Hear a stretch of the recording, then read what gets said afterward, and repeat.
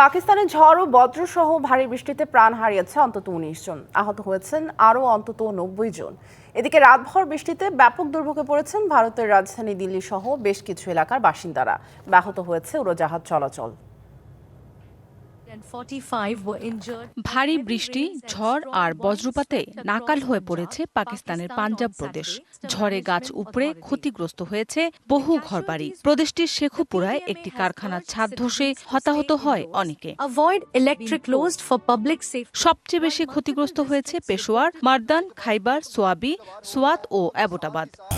বাংলাদেশের শক্তিশালী thermic still বার famous still limited.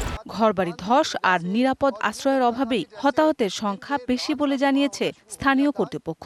Lahore এবং আশপাশের এলাকায় বন্ধ রয়েছে বেশ কিছু সড়ক, বিদ্যুৎ বিচ্ছিন্ন বহু মানুষ। ক্ষতিগ্রস্ত এলাকায় উদ্ধার কাজ চালাচ্ছে ফায়ার সার্ভিস সহ কয়েকটি সংস্থা। বজ্রপাত এড়াতে সবাইকে সতর্ক থাকার পরামর্শ দেওয়া হয়েছে। আহতদের চিকিৎসা ও ক্ষতিগ্রস্তদের আর্থিক সহায়তার ঘোষণা দিয়েছে পাঞ্জাব প্রশাসন। এদিকে ভারী বৃষ্টিতে বিপর্যস্ত হয়ে পড়েছে ভারতের রাজধানী দিল্লি ও আশপাশের এলাকা। প্লাবিত হয়েছে বহু রাস্তাঘাট, গাছ উপড়ে পড়ায় বন্ধ রয়েছে বেশ কিছু সড়ক, বিঘ্নিত হয়েছে উড়োজাহাজ চলাচল। দিল্লির পাশাপাশি হরিয়ানা ও উত্তরাখণ্ডেও প্রবল বৃষ্টিপাত হয়েছে।